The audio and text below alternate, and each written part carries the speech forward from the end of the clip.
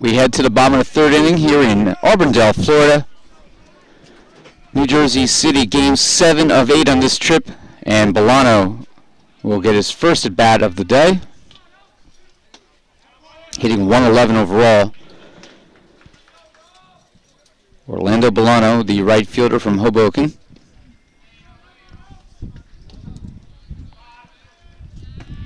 That's a called strike. It's 1-1.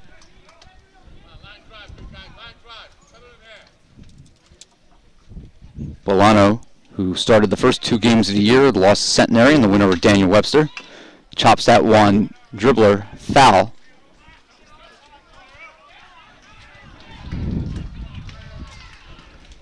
And in yesterday's win over Mount St. Mary's, in relief, his first appearance on the mound, 2 third innings, 1 hit against, 3 strikeouts, 1 walk, no runs, through 53 pitches for his first win. And did he go around too far? Did he appeal to first? And he did, and Bolano the first out as he goes down on strikes. So swing and a miss. First strikeout by McLaughlin. And I'll bring up the designated hitter, Pete Senizin.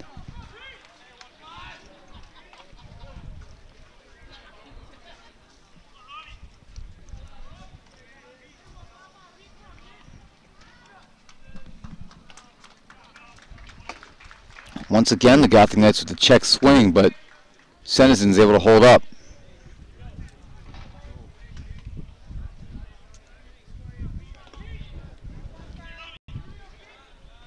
Gothic Knights 1 hit, Framingham has 2. That's dribbler foul off to the right. McLaughlin's thrown 25 pitches so far, 17 for strikes.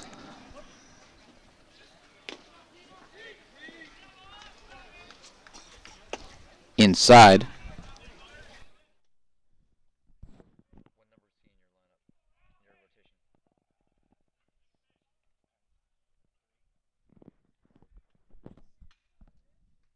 That's hit in the air, foul. Stenison knocking that one out of the park. Just not between the lines. So 1-2. McLaughlin, potentially the number 3 starter for the Rams. Senizin pops it up, foul. Taking a look is Gill. He's going to have a play in front of the Gothic Knight dugout, and he makes the catch in foul territory for the second out. As Senizin was retired on the FF3. That brings up Bastillo, hitting 286 so far this year.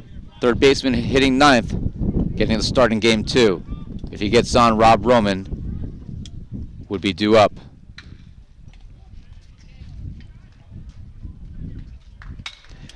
And that's popped. This time in fair territory. Gill again is going to have a play in it, and it blows back towards second base. But he's able to adjust and make the catch. And once again, the Gothic Knights go down 1-2-3. Third inning for the Knights, no runs, no hits, nobody left on. Fourth inning coming up here in Auburndale in game 2. Framingham leading 2-0.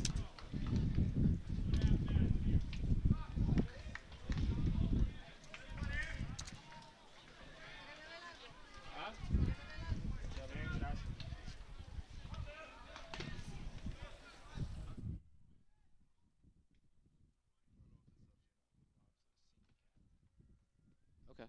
Do you have any other captains?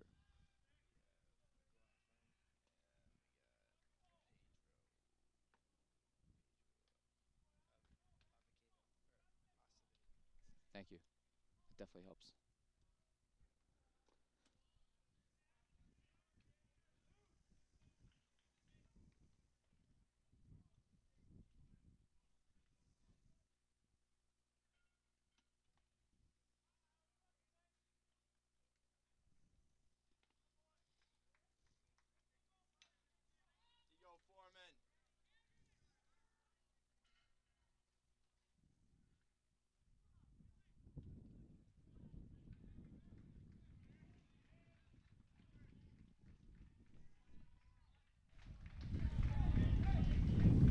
Thank you everyone for watching today's broadcast. We'll be on the air tomorrow at 12:55 for the final game of our trip.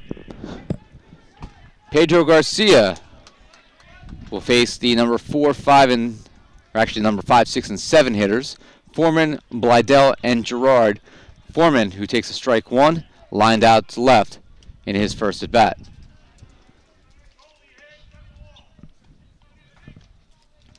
Special thank you to Maria Weinstein, Alex's mother, for lunch. I think she made about 80 sandwiches, either peanut butter and jelly or cheese, and brought drinks. That's inside. For the entire team, the coaching staff, and all the players call me Coach Thor, so I guess I qualify as coaching staff, but I appreciate the lunch. I think she said she woke up at 5 a.m. to make all the sandwiches. That's line fair over the head of the third baseman Brian Bastillo and down the left field line. Rivera cuts it off, and by doing so on the line and throwing it back into Roman is able to limit Foreman to a long single. Rivera has a strong arm, and Framingham was wise not to test it there as Rivera got to that ball very quickly.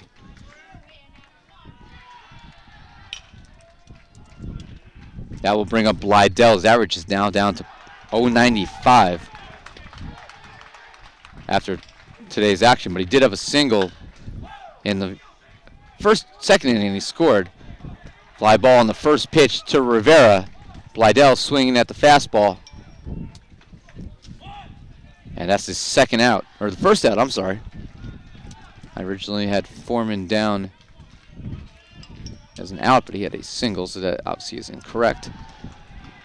That brings up Gerard, the right fielder for the Rams. He walked in inning number 2.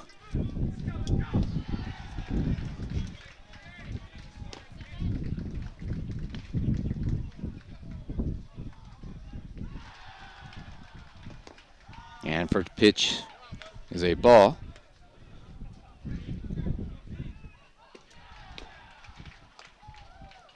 Foreman does not have a steal this season. Takes the lead, and the very modest lead at first base, and he's stared back by Garcia.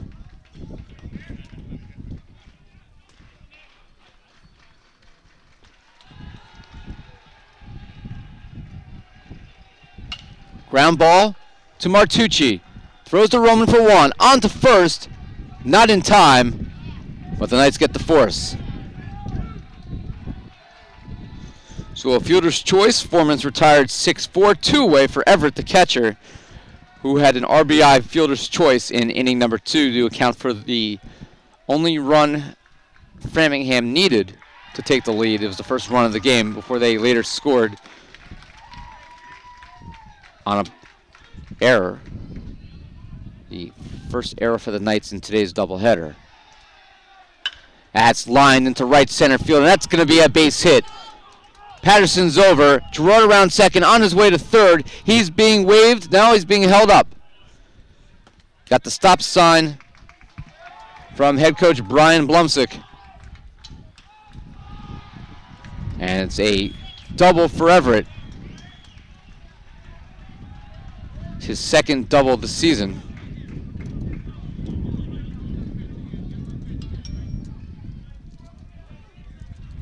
And with 2 away, that'll bring up Couillard, the shortstop, who fouled out in the second inning.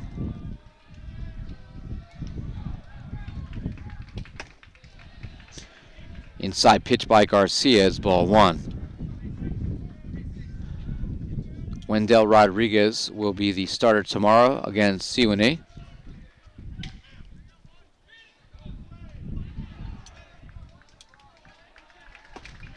That's a called strike.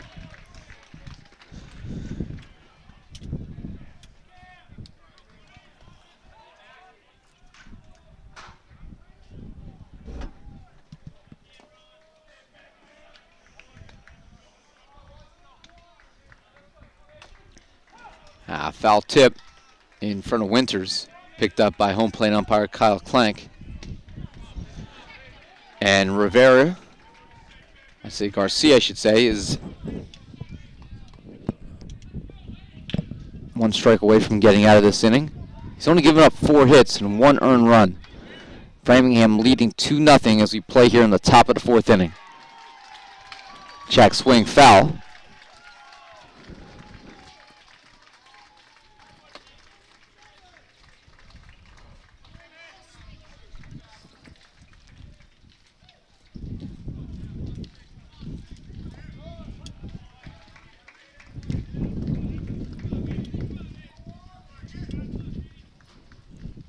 1-2 pitch. Lined. Fair. Down the right field line. That's going to score Gerard and Everett. Rounding first and on his way to second base with a 2-out, 2-run double is Couillard. And the Rams have taken a 4-0 lead.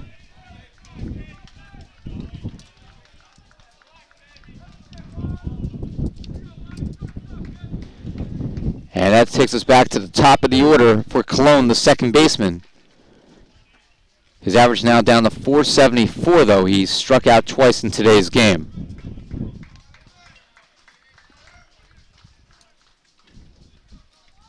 And that's hit in the air. Shallow right field. It may drop. Weinstein going back, calling everyone off is Roman, and it falls. And coming around and scoring is Couillard.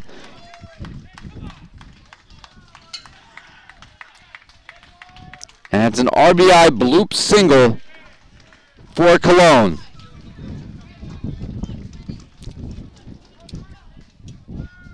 And you heard from the Framingham fans, you never know, on that pop-up, basically encouraging Couillard to keep running.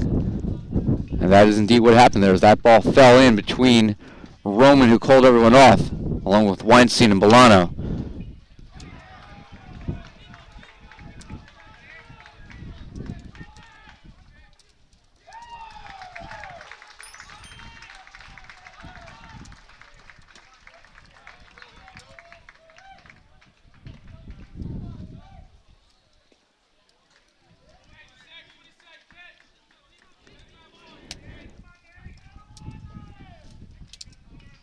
The 1-0 pitch here to Gill. Gill, that's hit to right field.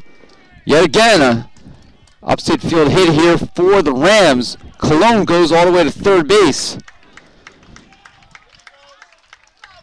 And that's going to entice a visit from pitching coach Nick Cesar.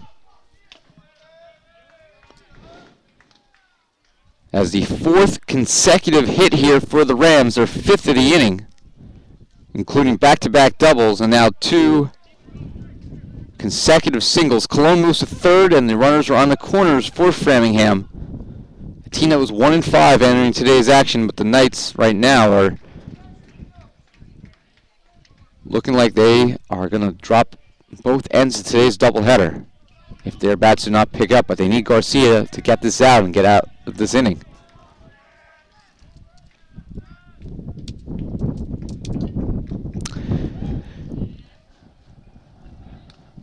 Home plate umpire Kyle Clank out to break that up. Crofton, the left fielder, will be due up. He's 0 for 2. He flew to center and he grounded out to third in the third inning. He's hitting .333 on the season.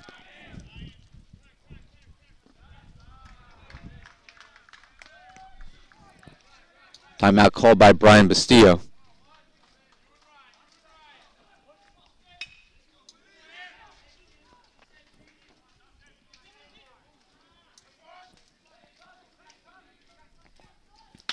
That's hit in the air.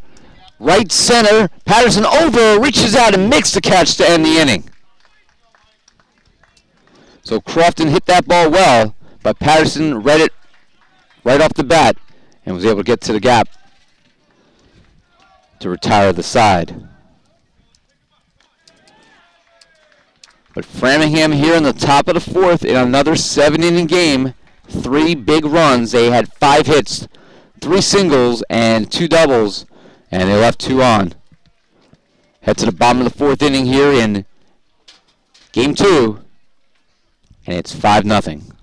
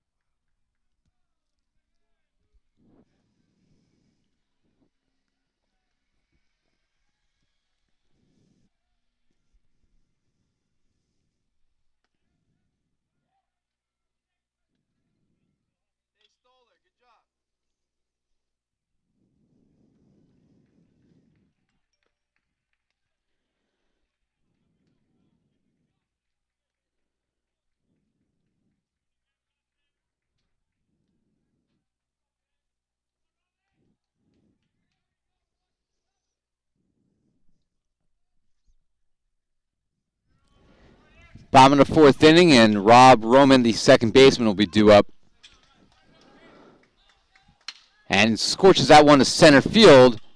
Coming in and making the leaning catch is Blydell for the first out. Roman hit it well, but right at the center fielder. First pitch, and one away. Gothic Knights still with just one hit. That was a single by Michael Patterson in the first inning. Coincidentally, Michael Patterson is now the batter. The center fielder hitting .385 on the season.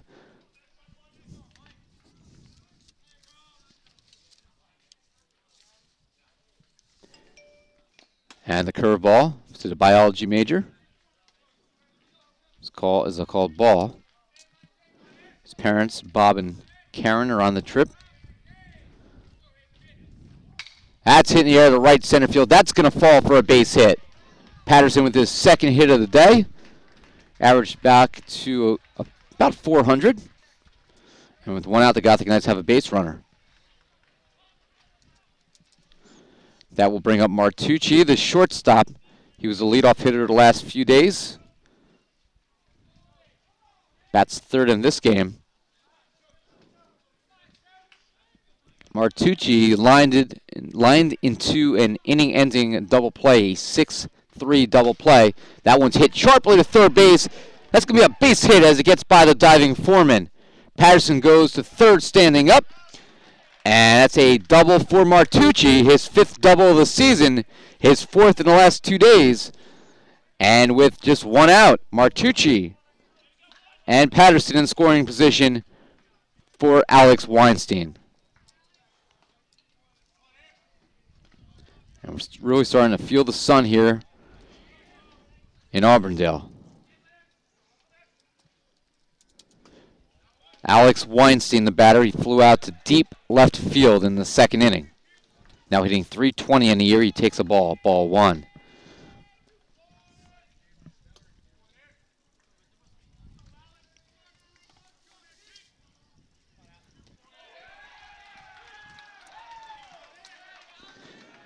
Weinstein with 5 RBIs in his last 2 games.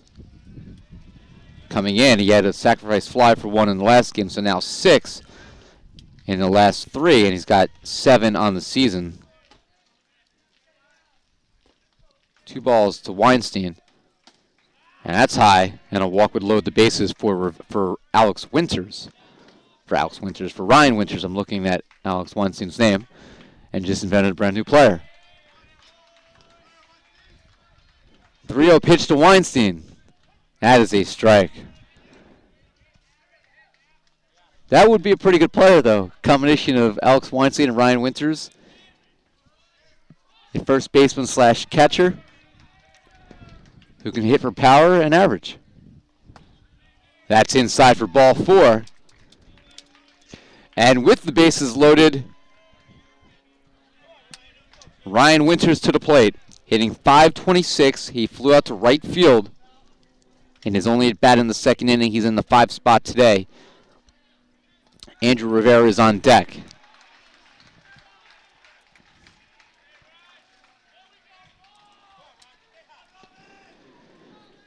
Winters has 2 RBIs on the season. Bounces away from the catcher, and sliding in safely is Patterson, and the throw gets away from the pitcher as everyone advances. As the ball got by Everett, he tried to throw it back to McLaughlin. No error on that, though, as the ball had already gone far enough for everyone to advance.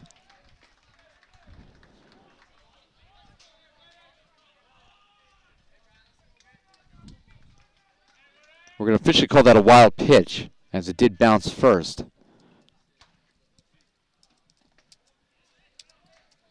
But Weinstein moves to second. Martucci's at third. 1 ball and no strikes here to Winters. Trying to get the Gothic Knights a little closer. It's now 5-1. Inside corner. 1-1.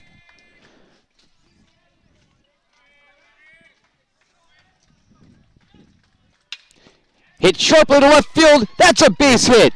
Martucci comes home. Weinstein around. He will score standing up. It's a 2-run single for Ryan Winters, and the Gothic Knights have cut it to 5-3. Winters continues to swing a hot bat. He doubles his RBI output for the season, and it's a 2-run game.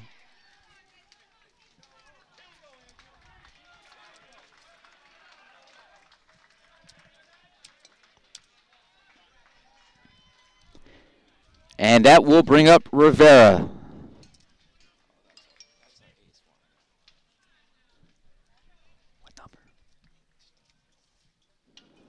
Warming up is the ace for the Rams, Ryan Stoller, senior from Milltown, Massachusetts. Andrew Rivera having a conversation with head coach Jerry Smith off camera.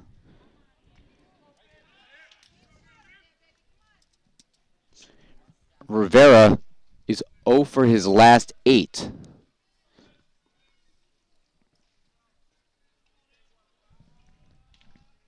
And that will bring out Brian Blumsack, the 5th-year head coach of the Rams, to have a conversation with McLaughlin.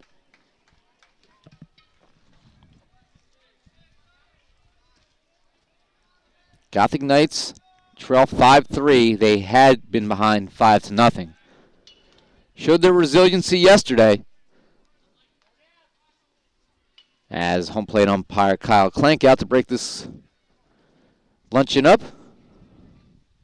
12:33 in the afternoon here in Central Florida. The sun at the peak,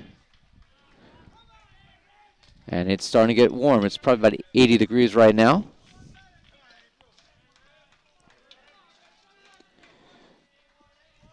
Yeah, 79 degrees according to the local weather on my iPhone. That's fouled out. And Rivera behind 0-1.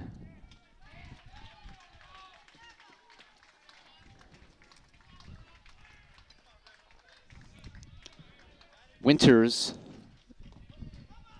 has modest speed for a catcher. He can run. And that's a strike to Rivera. It's 0-2.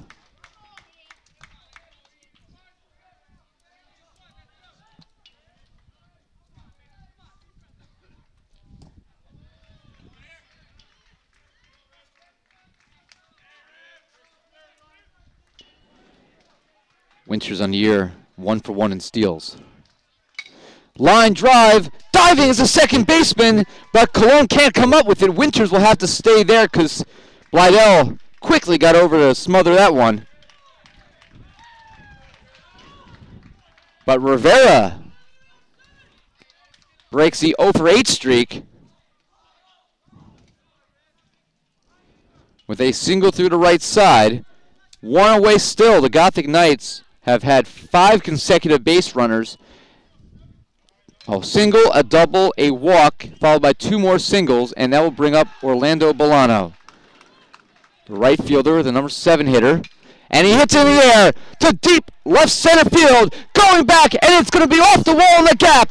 Rounding third and scoring is Winters. Here comes Rivera. He's going to be held there. It's a RBI double by Orlando Bolano. Gothic Knights have made it a 1-run game. It's 5-4.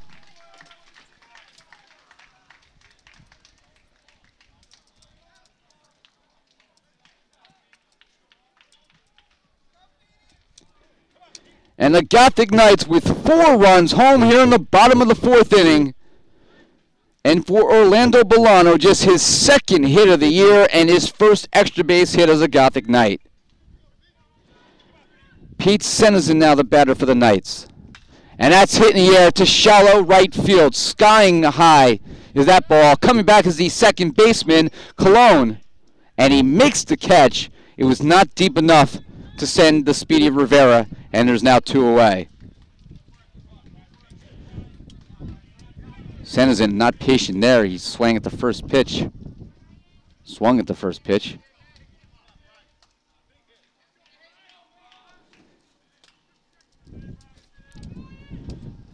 Now 2 away for Bastillo, the Gothic Knight, 3rd baseman. And it hit him on the left shin. Flips the bat away. And the bases are loaded. But there are 2 away, and Rob Roman at the plate. He's 0 for 2 after having a 2 for 2 day in the opener. He's popped out to mid-center field before lining out to the gap, also to the center fielder. He had the game-winning 2-run single yesterday in the bottom of the 8th inning. Trying to be the man to put the Gothic Knights ahead here. And the first pitch is a ball.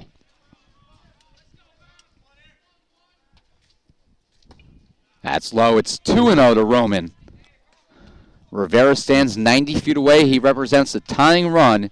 NJCU entered this frame down 5-0. They've put up 4, and they have the bags full. That is a called strike with the fastball belt high.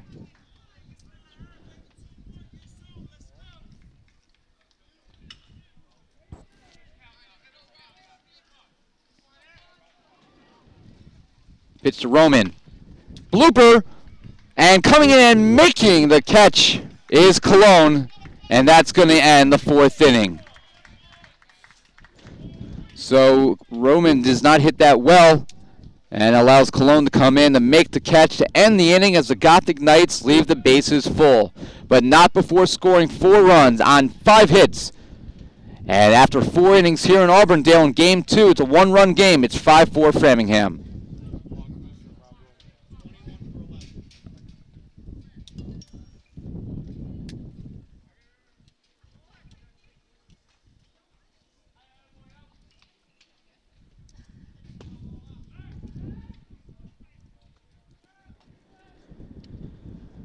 And JC will make a change here. Juan Cruz, who's been swinging a hot bat, will come in for Roman, who's 0 for 3 today.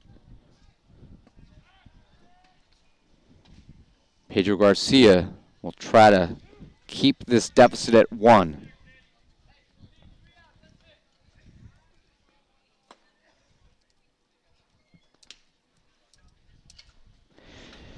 And it will be the 4, 5, and 6 hitters for Framingham.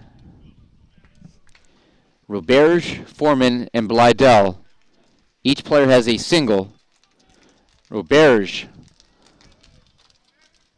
now hitting .526 on the year. He's 1 for 2 today. He also scored a run. We're in the top of the 5th inning. Ira Thor with you live on the Green and Gold Network. Nelson Maldonado helping us out on camera on his off day. And first pitch to Roberge is a ball.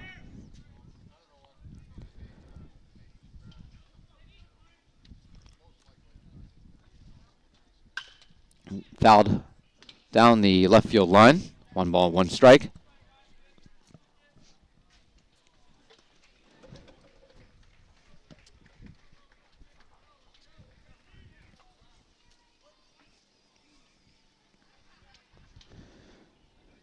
That's a swing and a miss on the changeup inside.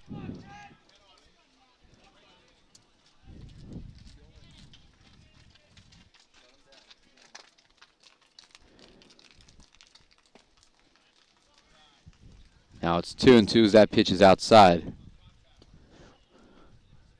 Ryan Stoller, the ace of the Rams, was warming up. That's ball 3. Framingham does have a game tomorrow against Daniel Webster, a doubleheader in fact, at 1:30 and 4 p.m. back at Chain Lakes Park, field number 3 in Winter Haven. That's fouled off.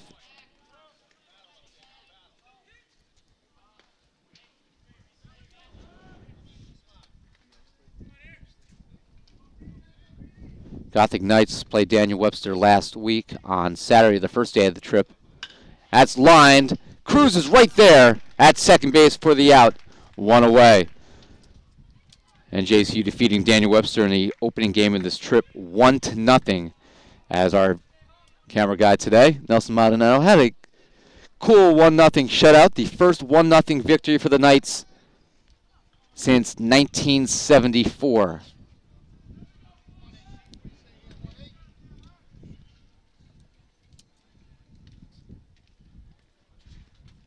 Ground ball towards third on the first pitch. Bastillo's there on a few hops, gathers. Perfect throw to first for the second out. Gothic Knights have been on the short side of a lot of 1-0 games, but they've never been on the plus side until the opening game of this trip.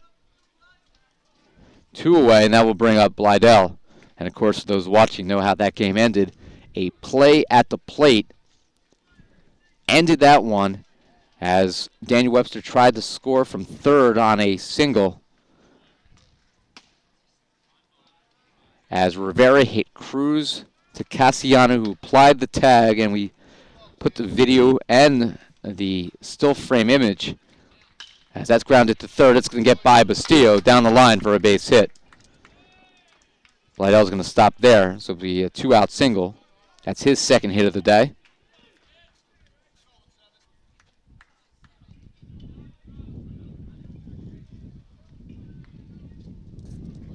That'll bring Gerard to the plate. The right fielder is 0 for 1. He's also scored. He reached on a fielder's choice and later came around. And we put a still frame image of that up on the website on NJCUGothicKnights.com, and you can see the call was correct. You can see that as Blydell takes off, the throw by Winters, and not going to be in time as Blydell steals.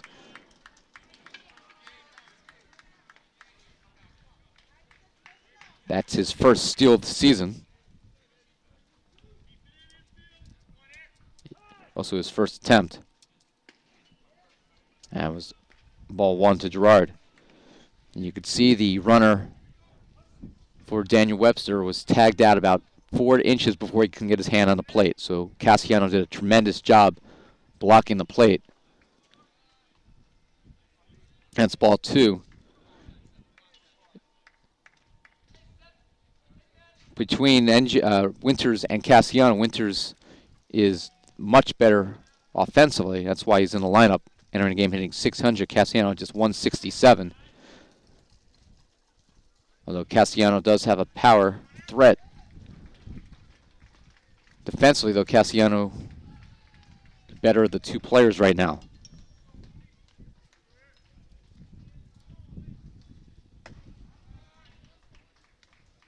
It's 3-0.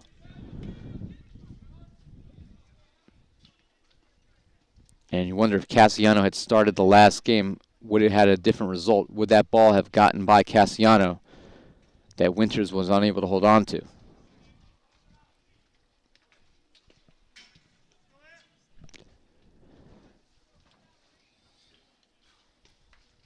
Not an easy decision.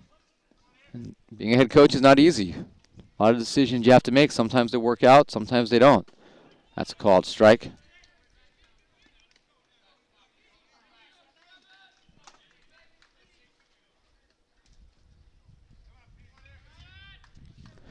That, my friends, is the game of baseball. The 3-1 pitch, swing and a miss, and it's 3-2. Blydell stands at second base. There are 2 away. We are in the top of inning number 5 here in Auburndale, Florida on Friday, March 16th. Garcia deals. Swing and a miss. Garcia with a fastball blows away Gerard. And the Gothic Knights get out of the 5th inning, allowing just the 1 hit. It's the 4th strikeout by Garcia. And in the 5th inning for the Rams, no runs, 1 hit, 1 left on base. We head to the bottom of the 5th inning. 5th inning stretch here in a 7-inning game 2. 5-4 Framingham on top of your Gothic Knights.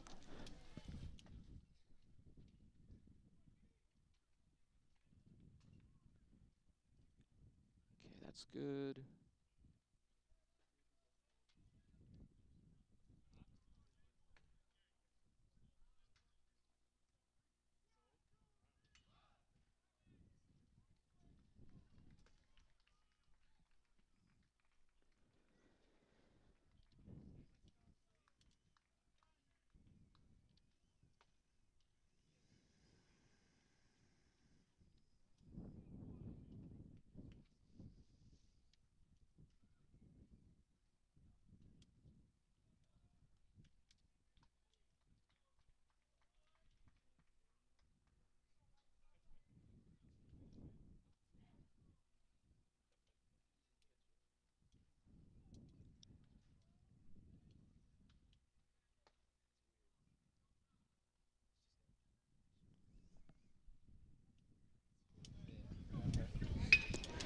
Fifth inning here in Auburndale, Florida.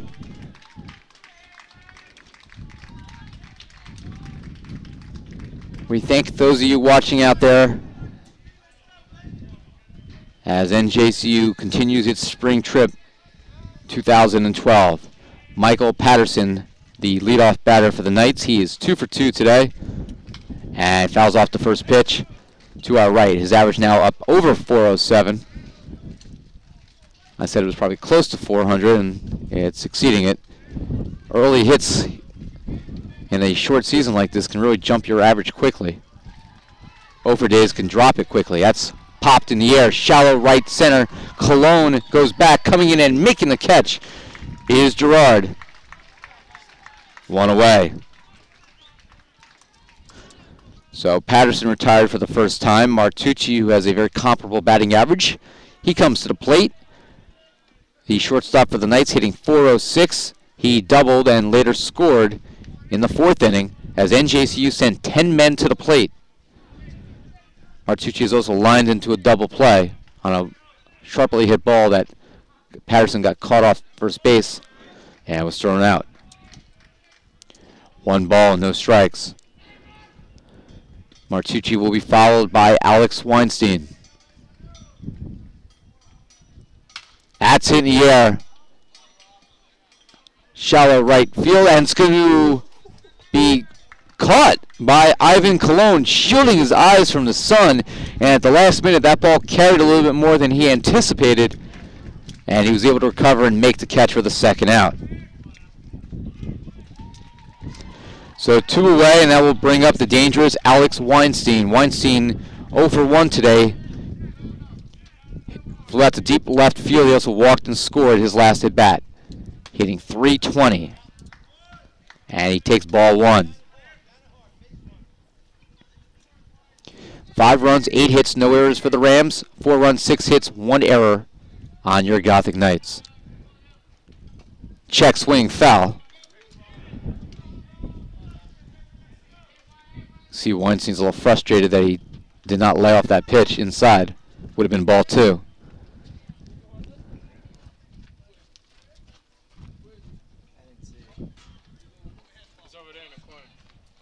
No one can find the foul ball.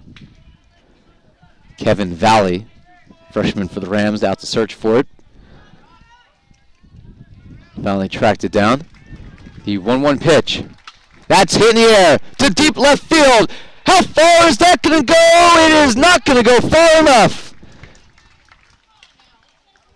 As the well-hit ball by Weinstein is caught by the left fielder Crofton about a stride from the wall. Weinstein trying for his second homer of the day, of the season I should say, in as many days, was unable to get just enough airtime underneath that one. About a 330-foot flyout, and the inning comes to a close. It's the second time today that Alex Weinstein has hit a ball well to left field. But the Knights still trail by 1. 5th inning for the Knights. They go in order. 3 fly ball outs. And at the end of 5, it's 5-4.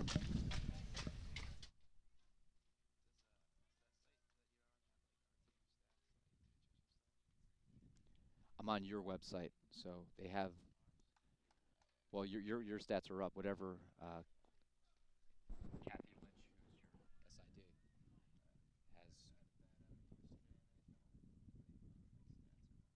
What game did you pitch?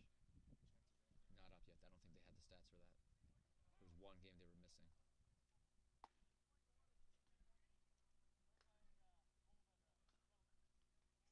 That's one of the reasons I come on this trip. Other than just broadcast, we have instant stats. I can tell you. Let me see what we got here.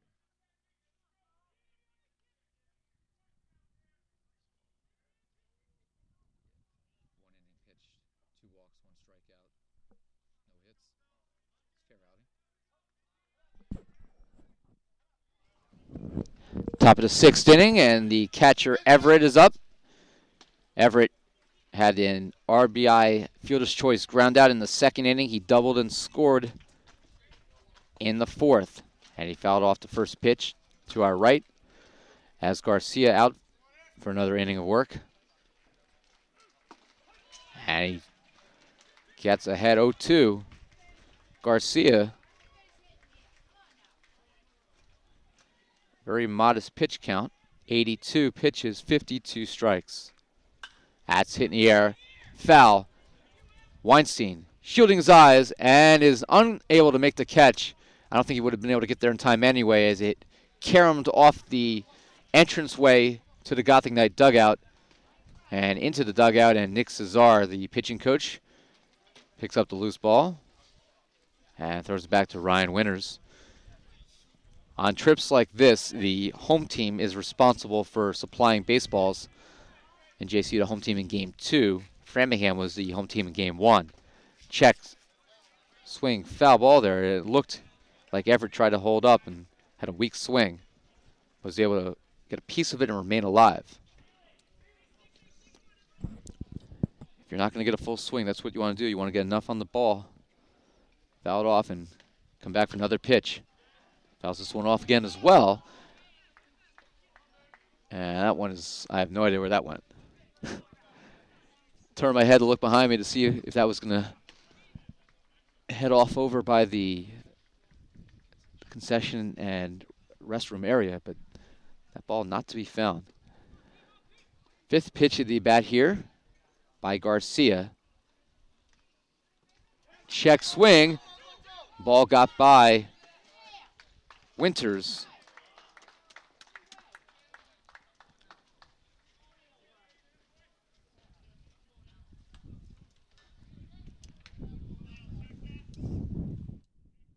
Nelly, that hit a home plate? That ball hit a home plate? See what?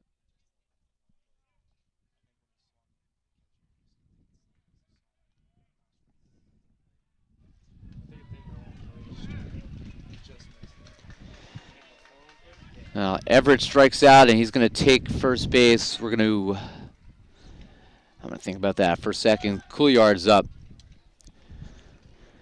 We are going to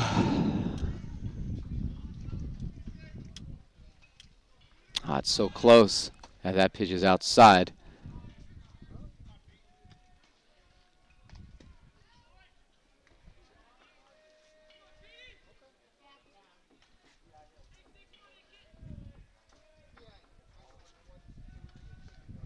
And that ball's in the dirt. We're going to make that a wild pitch.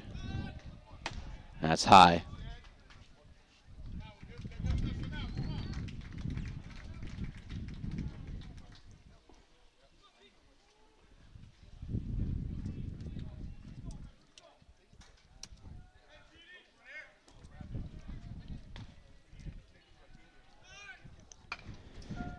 The bunt by Couillard's a good one, and Garcia is unable to field it, and he looked like he rolled his ankle, and he did. And he's on the field, and he is holding his left ankle, and this could be really bad for the Knights. They've already lost one starting pitcher today.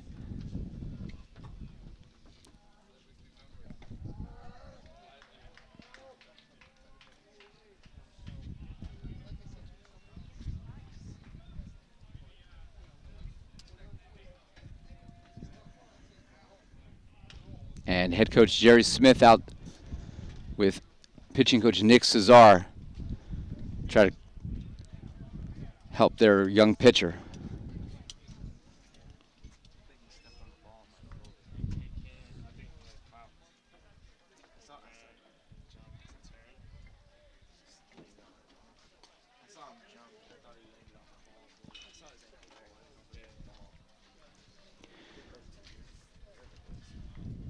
Players to our right, Taylor Spalding, doing the scoreboard today as a pitcher for Framingham, and Nelson Maldonado both saw the same thing. We saw Garcia roll his ankle, but he gets back up, and that is a good sign for the Gothic Knights, as he's able to get off on his own strength. He's trying to flex that ankle out.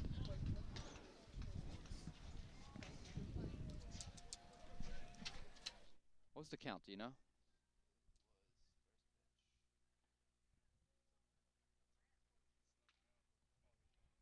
On the last one.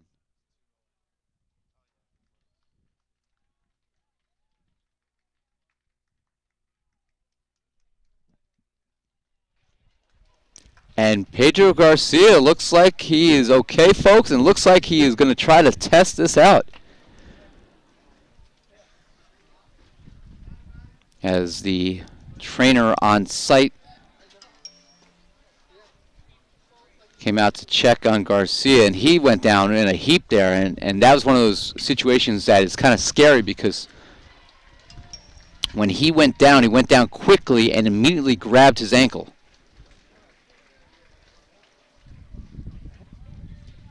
You know, I've seen a lot of injuries in my 12 years in the athletic communications business. A lot of sprains. I've seen Achilles blown out by All-American basketball players in conference playoff games. I've seen broken legs.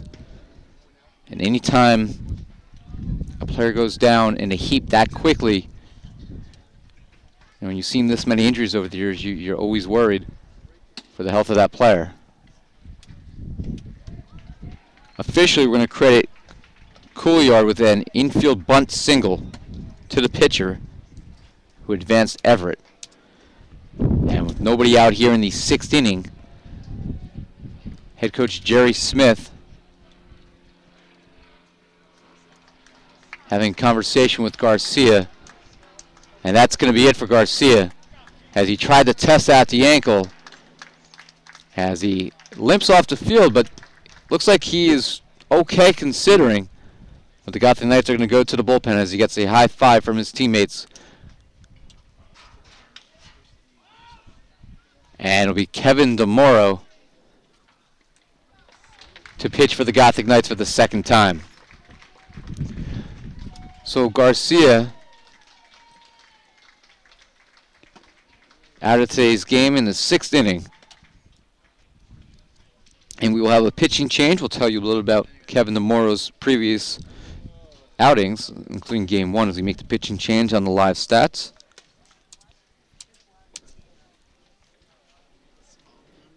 In game 1 today, DeMoro pitched 2 innings. He allowed 1 unearned run. He walked 1. He didn't strike anyone out. He allowed 2 hits, faced 8 batters.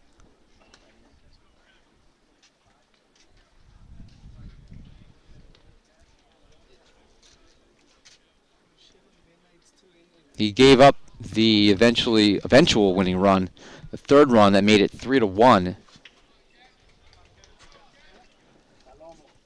But it was on a pass ball. Hey,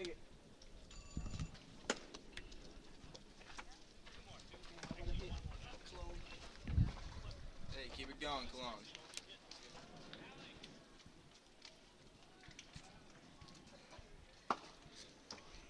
Find the gap, 2.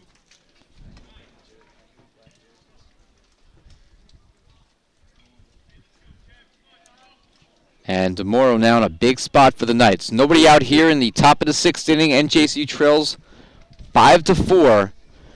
But the Rams, after a wild pitch on a strikeout and an infield bunt single on an attempted sacrifice bunt, 2 breaks.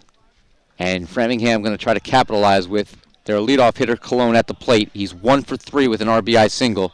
He has struck out twice.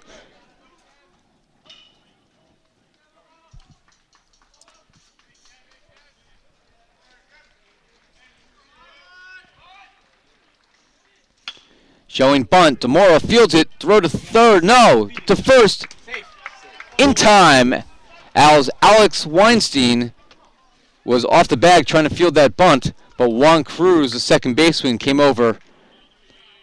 And it's a 1-4 sacrifice bunt.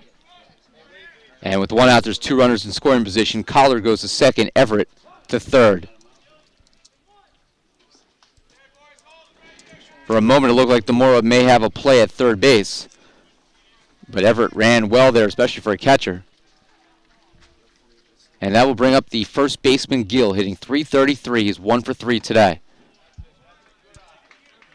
And the first pitch is a ball. Gill struck out, flew to right, and he singled.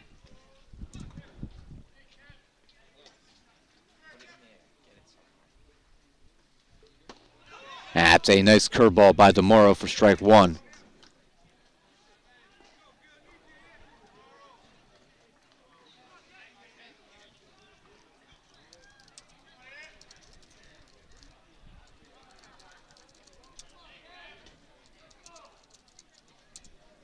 That's fouled off to our right. 1 ball and 2 strikes.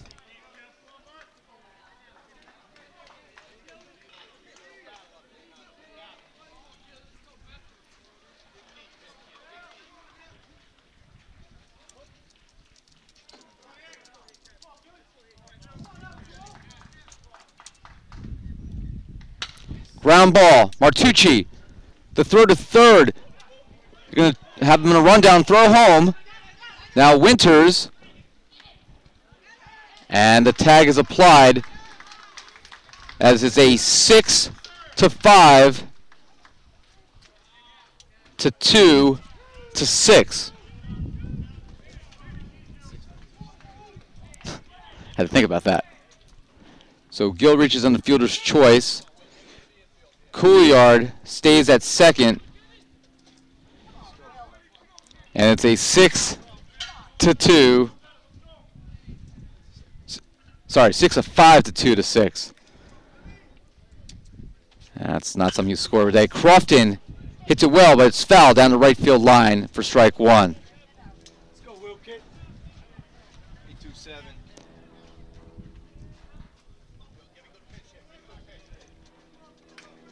I can safely say it's the first time I've ever recorded a 6-5 to 2-6.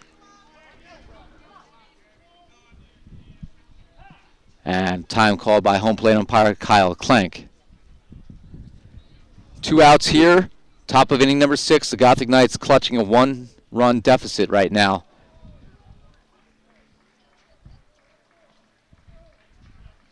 Trying to, as that ball is blocked by Winters, trying to remain close. 1 ball and 1 strike. The Knights had trailed 5-0 before putting up 4 runs in the bottom of the 4th inning. That answered a 3 spot in the top of the inning by the Rams after Framingham scored twice in the 2nd inning. So it's 5-4. DeMoro steps off and looks Couillard. I keep saying that incorrectly, and I apologize if his family is watching.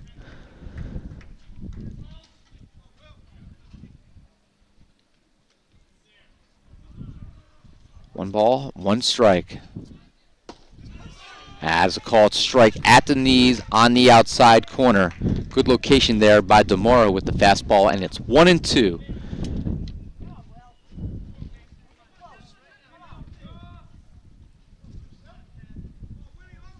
The junior from Hopkinton, Massachusetts, 6'1", 190-pounder. Blocked again by Winters, but this time it rolls past him, not far enough.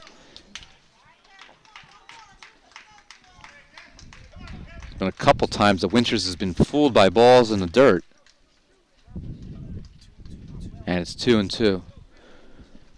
We discussed how Castellanos probably the better defensive catcher, but Ryan Winters clearly right now the superior offensive player. Pitch by DeMoro, again low. This time gloved by Winters. The count is full with Gill at first and Couillard at second. 5-4 lead for Framingham.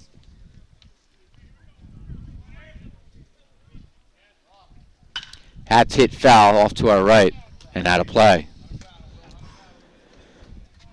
5 runs, 9 hits, no errors for the Rams. 4 runs, 6 hits, 1 error for the Knights. Ira Thor with you here in Auburndale, Florida, Game 7 of our trip. Softball's in the air right now, returning back to New Jersey after a 4-4 stay in Fort Myers and Cape Coral, Florida, losing 3 of their 4 games by 1 run. That's hit in the air to right field, coming in quickly is Bolano, rounding third and scoring. Behind the tag is Couillard. Gill goes to third. It's an RBI single by Crofton, and Framingham has taken a 6-4 lead.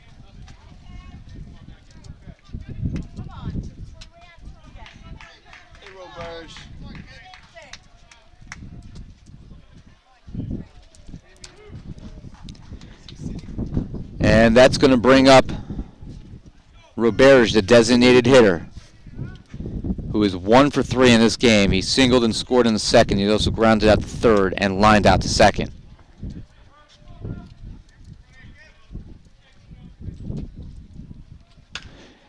Off the end of the bat, Martucci, the throw to first on a tough play in time to retire the side. A play that was much more difficult than it appeared to be initially, as that ball was trouble. Hit off the end of the bat. And Martucci, charging that ball, was able to make the play to retire Roberge and end this top of the 6th inning.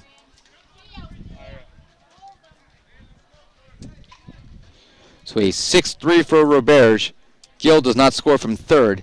In the 6th inning for the Rams, 1 run on 2 hits, 2 left on base. We head to the bottom of the 6th inning. The Gothic Knights have work to do, trailing by 2.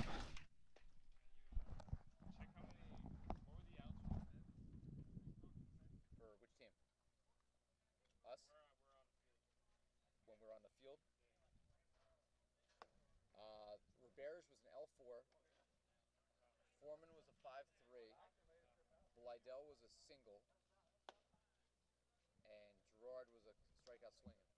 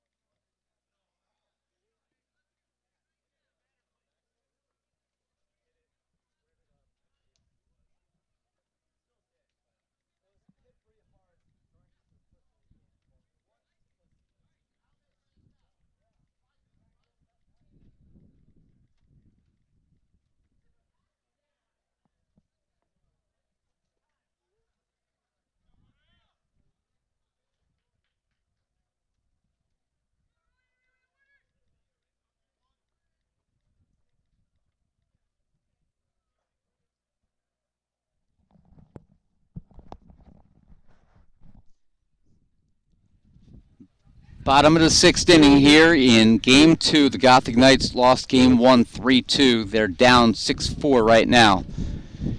Each team with double the runs they scored in Game 1.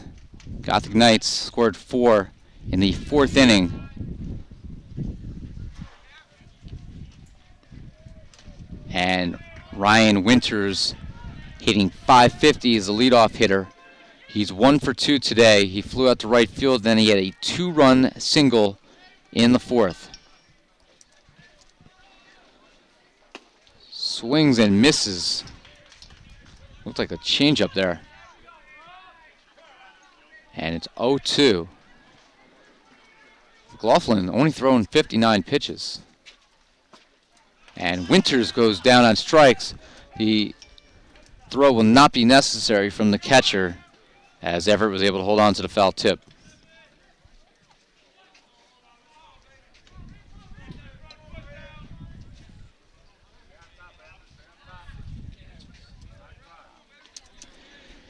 That will bring up Rivera, who's 1 for 2 with a single. He was stranded at third as that pitch is off the plate.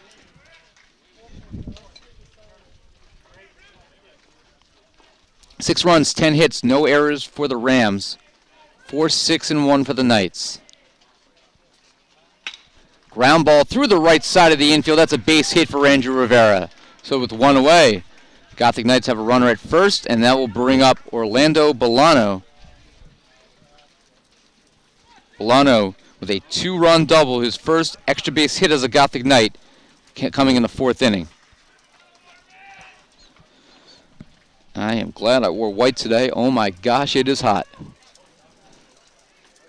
Not complaining though, folks. I know it's in the 50s back in Jersey.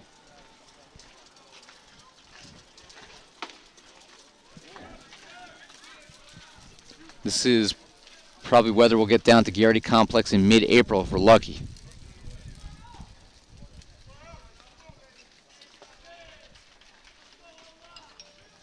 Rivera with the lead off first. That's low. Everett faked the throw back to first.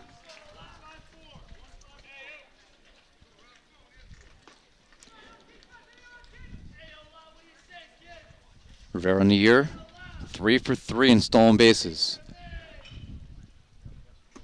Check swing by Bolano. He went around. Strike one.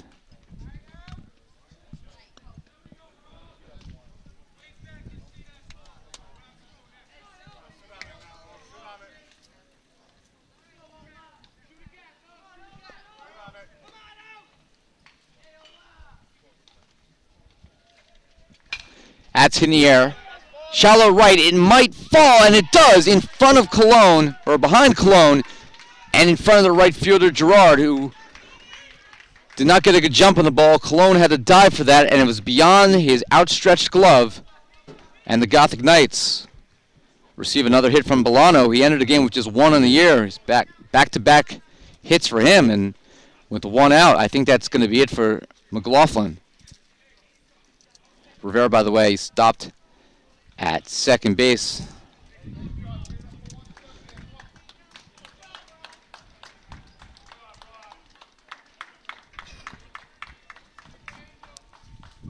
Got a score from Nashville.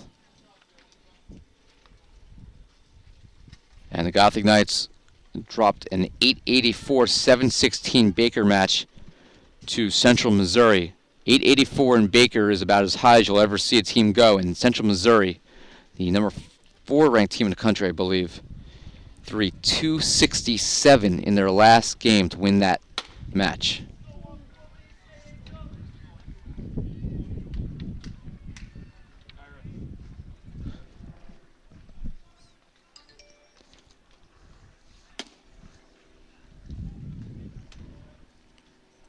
New pitcher is number 3, Ryan Stoller, the ace for the Rams. This is a save situation if he does indeed finish this game. 5'10", 160-pound right-hander from Milton, Massachusetts. Gothic Knights will have a pinch hitter here for Senizin, whose average is now down to 143. Senizin was 0 for 2 and did not hit the ball out of the infield. Pinch hitting will be Angel Marte. Still looking for his first hit as a Gothic Knight.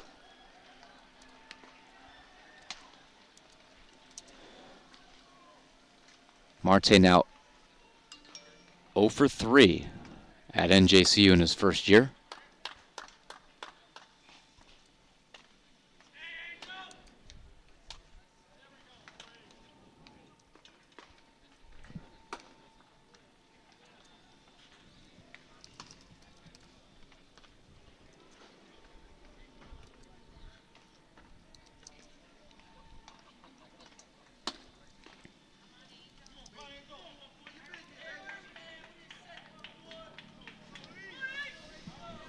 Marte came in as a pinch hitter for Matt Wagner in Game 1 in the 7th inning, and he hit a 2-0 pitch to right field for the fly ball out. It was not really hit that well either.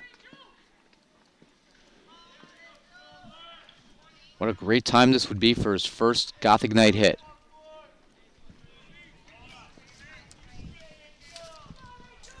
Getting the encouragement from his dugout.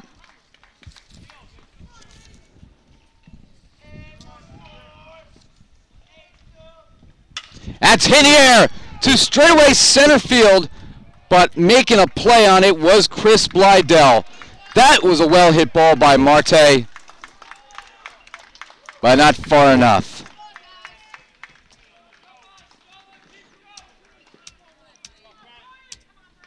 And that leaves it up to Brian Bastillo, the third baseman for the Knights, is 0 for 1. He was hit by a pitch in the 4th inning, hitting .250 on the season.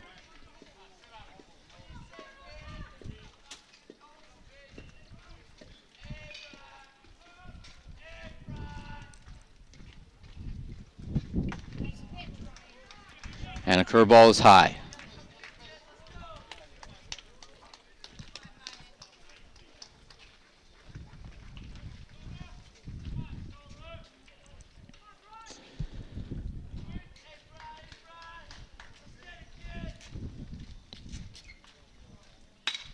Ground ball, diving is the first baseman Gill, but it gets by him and down the right field line.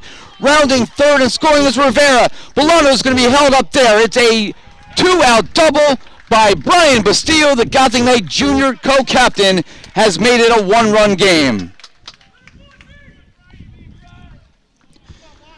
John Gill laid out and nearly had a play on that one, but it snuck by him and inside the first base bag for the 2-base hit.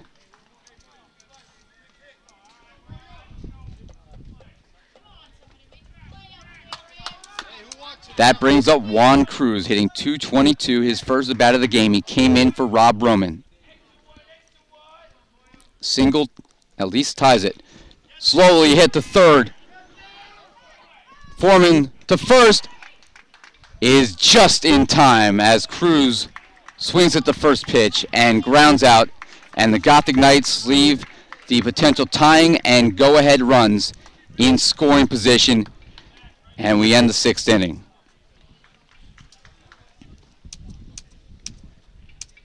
Sixth inning for the Gothic Knights. 1 run on 3 hits, 2 left on. We head to the 7th. Another barn burner here in Auburndale. It is 6-5 Framingham.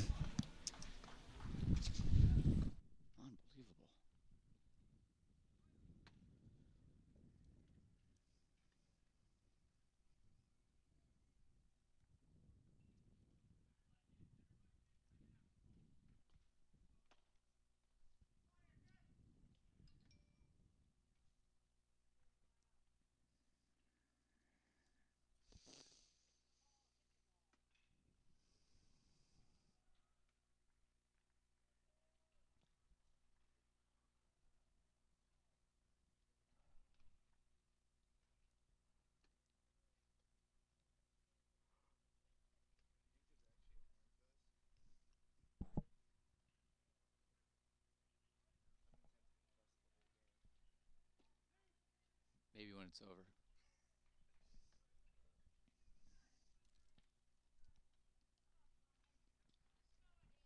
Hey, Foreman. There we go, 1-8. Kevin DeMoro warming up here for the Gothic Knights. Going to try to keep this lead at 1. NJCU leaving the tying and go-ahead runs in scoring position.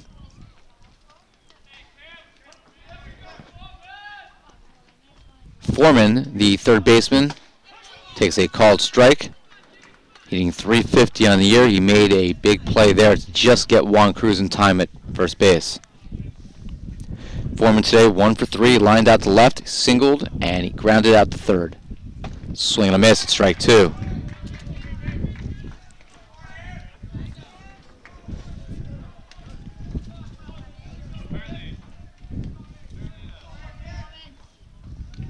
NJCU had 4 hits in game 1. They have 9 today in game 2. That's low, it's 1 and 2. Meanwhile, the Rams had 9 in game 1. They have 10 in game 2.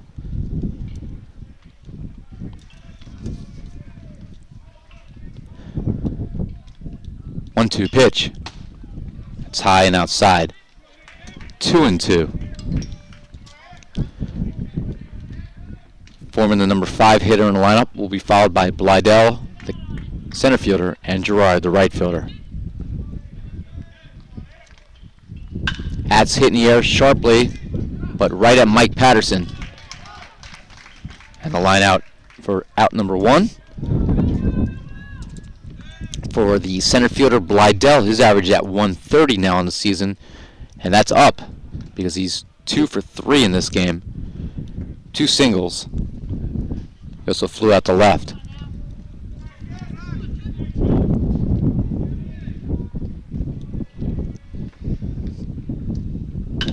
Adds in the air to right field. That's going to fall in front of Bolano for a base hit. He's over to field it, throws in to the cutoff man Cruz, and with 1 away, runner in first. Gerard now the right fielder coming to the plate, hitting .333. 0 for 2 today, a walk, a strikeout, and a fielder's choice ground ball before he came around and scored.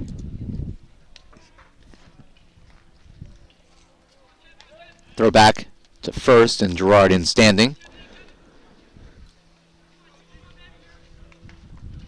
Kevin DeMoro pitching for the second time today. He also came in relief of Delio Coutinho in game 1.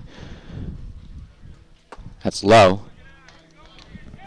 DeMoro twice coming in for a Gothic Knight pitcher who's left with an injury, although it appears that Garcia should be okay. It looked like he rolled his ankle, but was able to walk off with a very small limp. There goes Gerard. The throw by Winters is not going to be in time, as Gerard is able to slide in underneath the tag of Juan Cruz.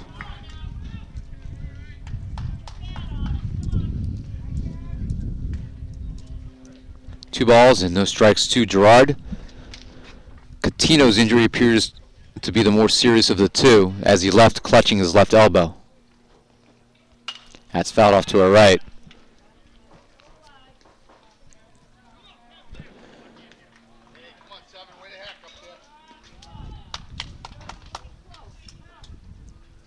Best case scenario for the Knights, you would hope that, if anything, it's a strain.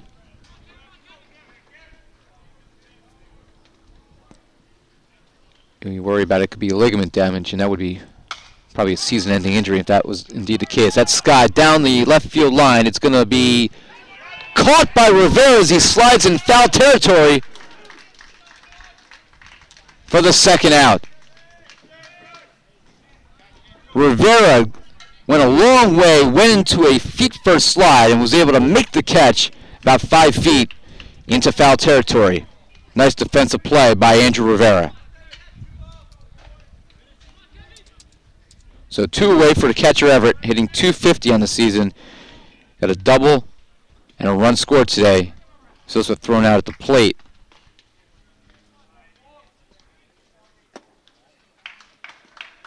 On a fielder's choice.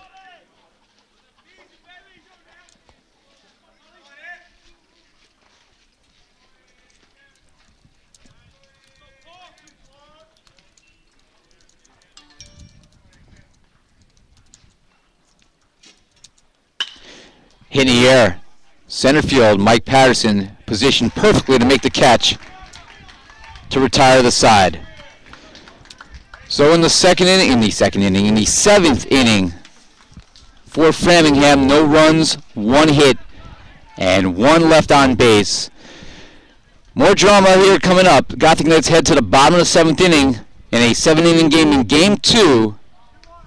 It'll be Mike Patterson, Mike Martucci, Alex Weinstein, the 2, 3, and 4 hitters. Gothic Knights trailing 6-5. And the new pitcher will be Patrick Murray, a freshman right-hander, 5'11", 210-pounder. Murray has made 1 appearance according to the official stats. 2 innings pitched. Gave up 6 runs, only 2 were earned. 5 hits. Struck out 1, walked 1. Gave up a home run, facing 11 batters. And has a .455 opposing batting average, an ERA of 9. So the Gothic Knights facing a young pitcher.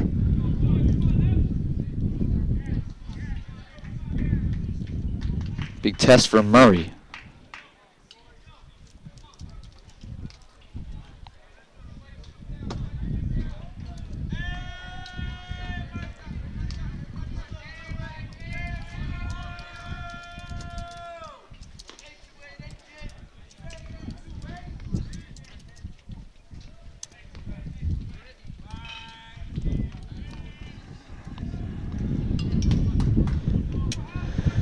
Patterson, Martucci, and Weinstein. A junior and 2 redshirt freshmen, transfers from St. Peter's College, Division I, member of the MAC.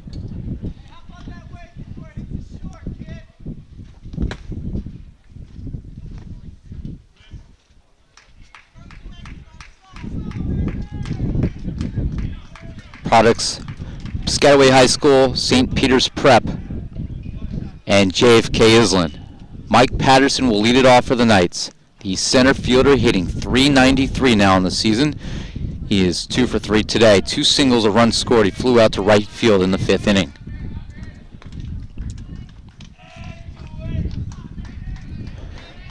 Murray trying for the save. The Rams leading by 1. Pitch to Patterson. That's a called strike.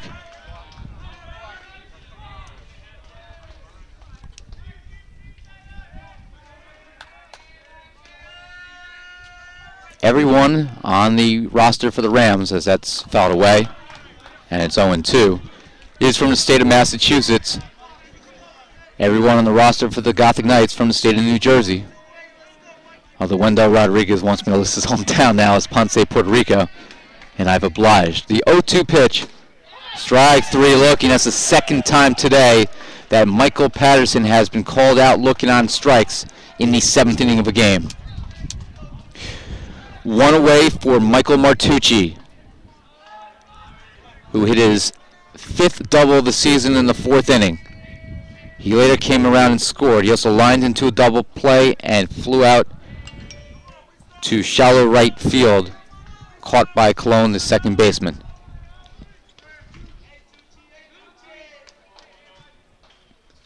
That's ripped into the right center field gap. That's a base hit for Michael Martucci. Chris Blydell came in to cut that off in the gap. Martucci will be held to 1.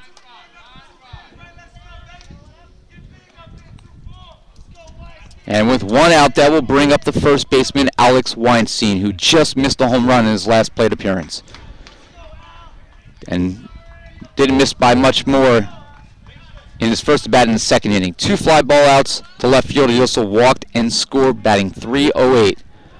Throw back to first base. Martucci is in safely, but not by much.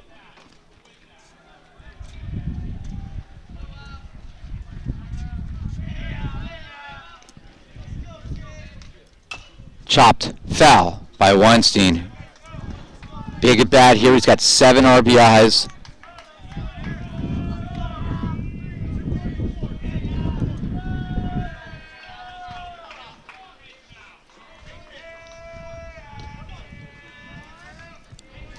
Seven RBIs matches Patterson for the team high.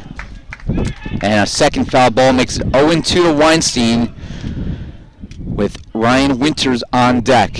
Weinstein, the cleanup hitter today. Big fan of the Boston Red Sox. That pitch is low. Trying to knock off a team from the Boston area here today.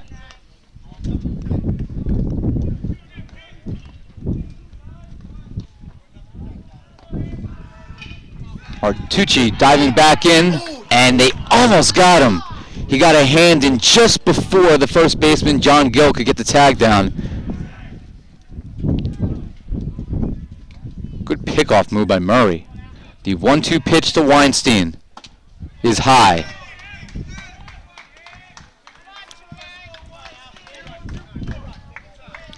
So it's 2-2.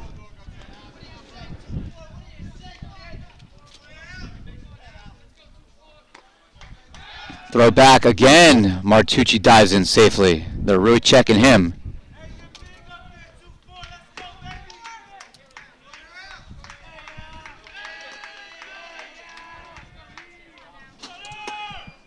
There goes Martucci. The throw to second base is in time.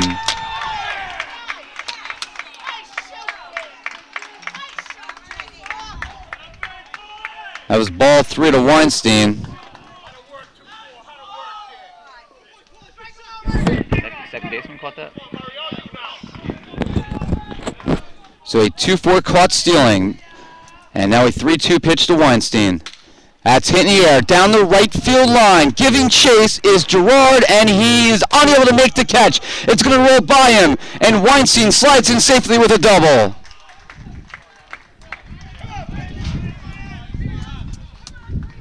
So it's a double down the right field line, and the Gothic Knights with 2 outs do have the tying run in scoring position. And that will bring up Ryan Winters.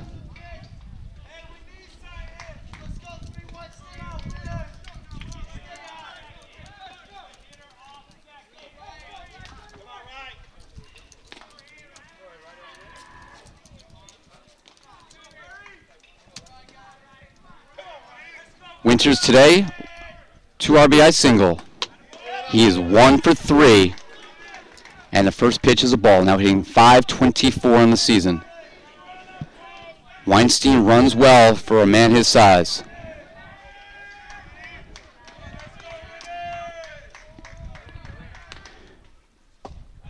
That is low. 2 balls and no strikes to Ryan Winters.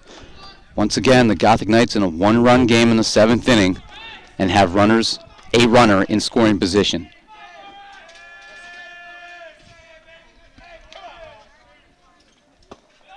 That is low, and it's 3-0. By the way, that was the first time this year that Martucci has been thrown out stealing.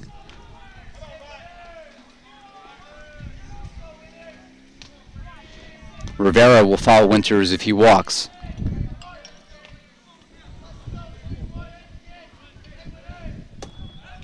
And Winters walks on 4 pitches. Gothic Knights have the go-ahead run at first base, and Andrew Rivera, the Gothic Knight left fielder, coming to the plate, batting .290. Rivera is 2 for 3 today. A pair of singles in the 4th and 6th innings, and he has scored once. His father, Roberto, sitting to my right. A left-handed hitting Rivera, criminal justice major, the junior co-captain from Edison, New Jersey. And a curveball by Murray is a strike. Murray bidding for his first save as a collegiate pitcher.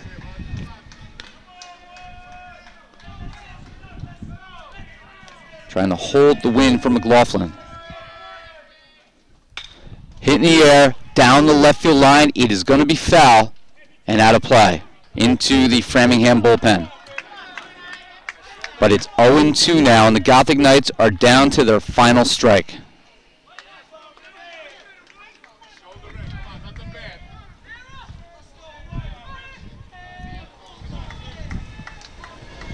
Standing behind the mound is Murray, trying to gather his composure. Framingham trying to sweep today's doubleheader, trying to win a pair of 1-run games. The pitch to Rivera, fouled off again, and onto the adjacent field. And Rivera remains alive.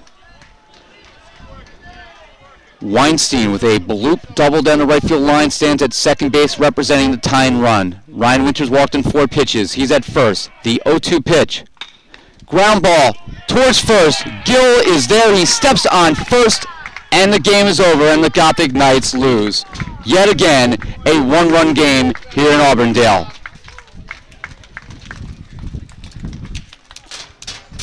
In the 7th inning for the Knights, no runs on 2 hits and 2 left on. The Gothic Knights leave 7 in this game, and they lose both ends of today's doubleheader, 3-2 in game 1 and 6-5 in game 2, and their record drops to 4-4 on the season and 4-3 on this year's spring trip, with 1 game remaining tomorrow at 1 o'clock against Sewanee University of the South back here in Auburndale.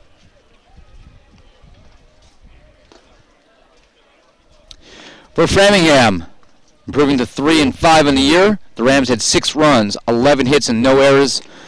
New Jersey City, 5 runs, 11 hits, and 1 error. Losing pitcher is Pedro Garcia. He is 0-1.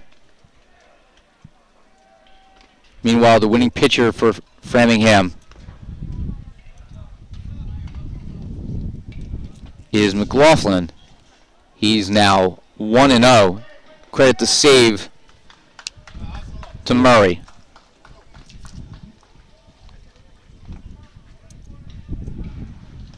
McLaughlin went 5 in the 3rd innings, 8 hits allowed, 5 earned runs.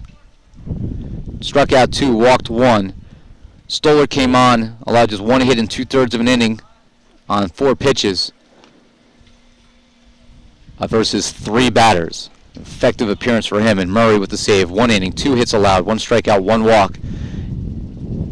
NJCU gambled with the stolen base. Martucci was thrown out. Had he reached safely, he would have scored on the Weinstein double, but instead the Gothic Knights fall today.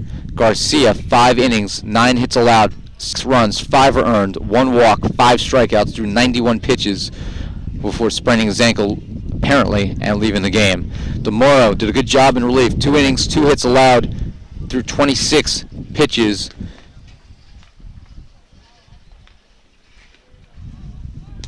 And the Gothic Knights unable to get the winning run home in the bottom of the 7th inning from second base. Offensively for the Knights, 4